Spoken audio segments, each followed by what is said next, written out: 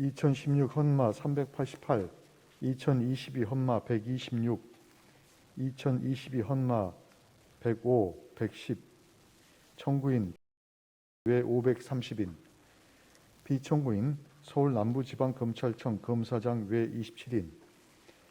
이 사건은 수사기관 등이 전기통신사업자에게 통신자료 제공 요청을 하여 통신자료를 취득한 행위와 수사기관 등이 수사, 형의 집행 또는 국가안전보장에 대한 위해를 방지하기 위한 정보 수집을 위하여 전기통신사업자에게 통신자료 제공을 요청할 수 있도록 한 전기통신사업법 조항에 관한 것입니다.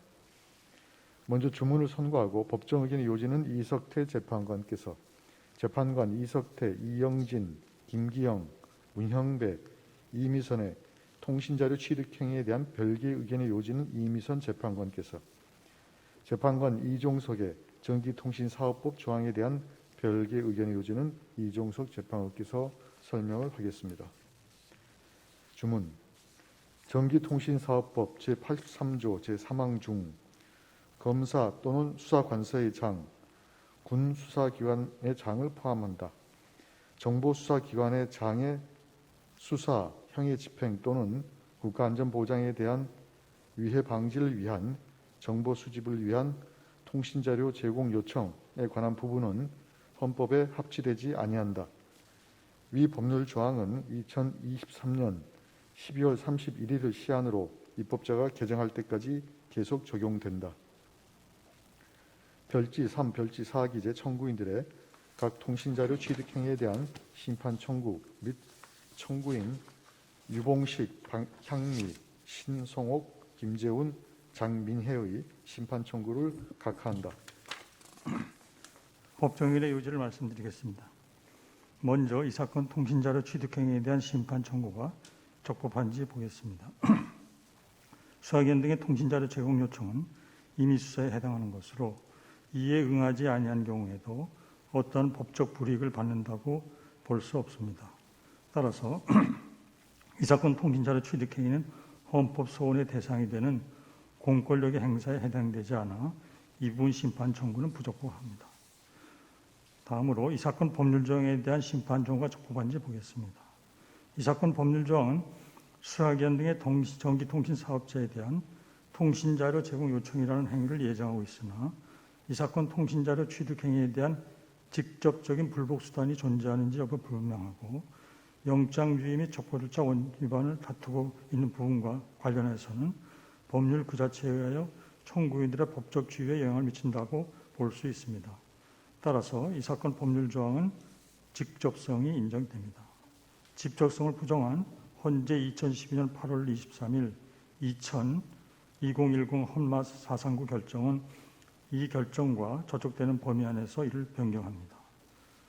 이 사건 법률 조항에 대한 청구 기간에 관하여 보겠습니다. 전기통신사업부에 따라 통신자료 제공 요청을 한 경우 이를 이용자에게 통지하는 절차를 마련하고 있지 않으므로 일부 청구인들이 통신자료를 취득한 시점부터 1년이 도과된 이후에 이 사건 심판 청구를 하였더라도 이에는 정당한 사유가 인정됩니다. 그러나 2016 헌마 388 사건의 청구인 유봉식, 박향미, 신성옥, 김재훈, 장민혜는 전기통신사업자로부터 통신자료 제공 내역 결과 통지서를 받아 기본권 침해의 사유가 발생했음을 확인한 날로부터 90일 이후에 이 사건 심판 청구를 하였으므로 청구 기간을 도과한 것으로 부적법합니다. 이 사건 법률 조항이 영장주의, 명확성 원칙, 과잉금지 원칙 및 적법 절차 원칙에 위배되어 개인정보 자기결정권을 침해하는지 여부를 보겠습니다. 먼저 영장주의에 관해서 보면 헌법상 영장주의는 체포, 구금, 구속, 압수수색 등 기본권을 제한하는 강제처분에 적용되므로 강제력이 개입되지 않은 임의수사에 해당하는 수사기관 등의 통신자료 취득에는 영장주의가 적용되지 않습니다. 다음 명확성 원칙에 관해서 보면 청구인들은 이 사건 법률 조항 중 국가안전보장에 대한 위의 의미가 불분명하다고 주장하고 있습니다.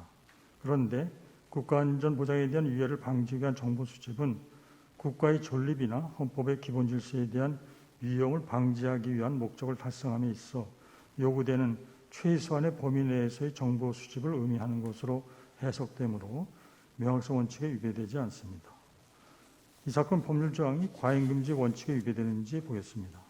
이 사건 법률 조항은 범죄 수사나 정보 수집의 초기 단계에서 수사기관 등이 통신자료를 취득할 수 있도록 함으로써 수사나 형의 집행, 국가안전보장 활동의 신속성과 효율성을 도모하고 이를 통하여 실체적 진실 발견, 국가행보권의 적정한 행사 및 국가안전보장에 기여합니다.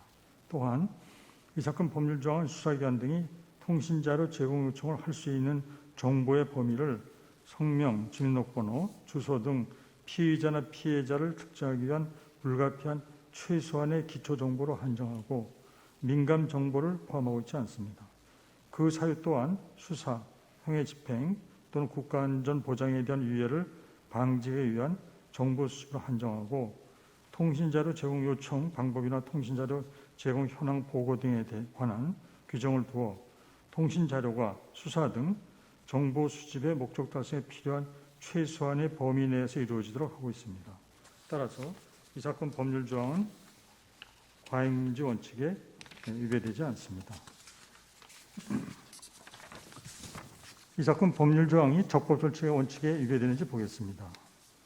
이 사건 법률 조항에 의한 통신자료 제공 요청이 있는 경우 통신자료의 정보 취득 이용자에게는 통신자료 제공 요청이 있었다는 점이 사전에 고지되지 아니하며 전기통신 사업자가 수사기관 등에게 통신자료를 제공한 경우에도 이러한 사실이 이용자에게 별도로 통지되지 않습니다. 그런데 당사자인 통지는 당사자가 기본권 제한 사실을 확인하고 그 정당성 여부를 다툴 수 있는 전제 조건이 된다는 점에서 매우 중요합니다.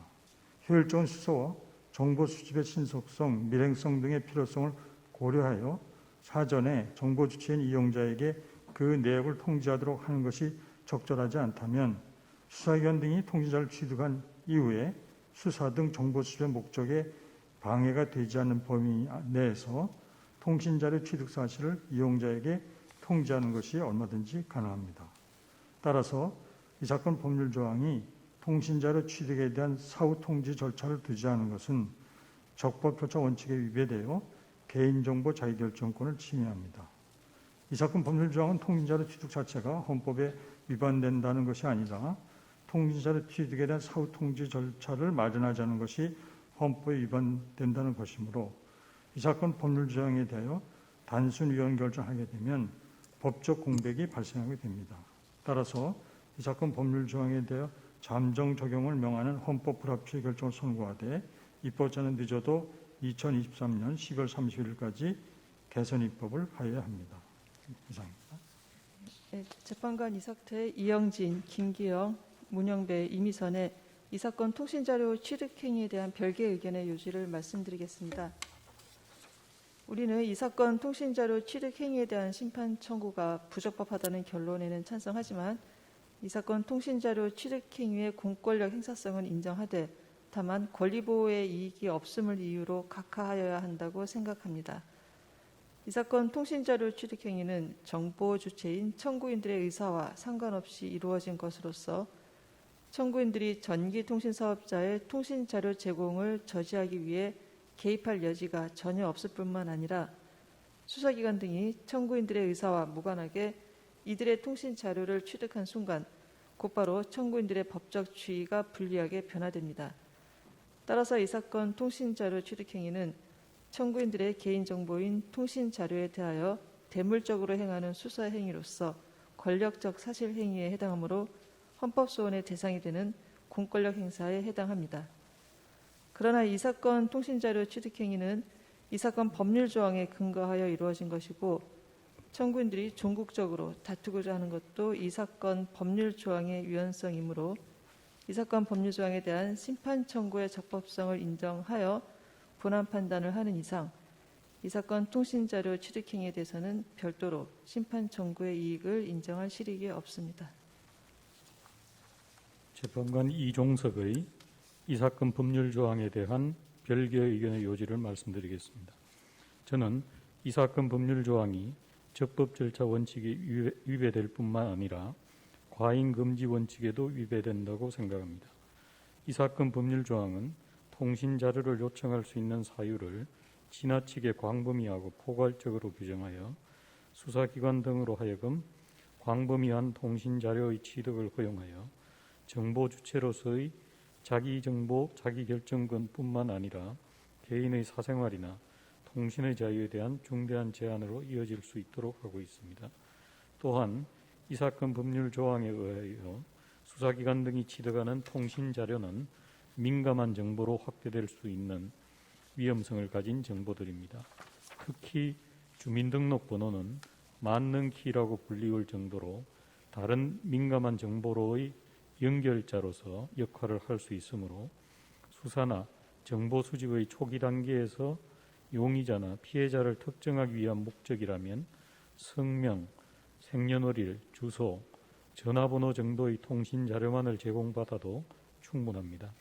더불어 이 사건 법률 조항은 수사기관 등이 취득한 통신 자료의 보관 기간이나 폐기 절차 등 사후 관리에 관한 직접적인 규정을 전혀 마련하고 있지 않아 수집된 정보의 보관과 처리를 수사기관 등에 일임하고 있어 국민의 개인정보를 수사기관 등에 의해 남용될 위험에 노출시키고 있습니다.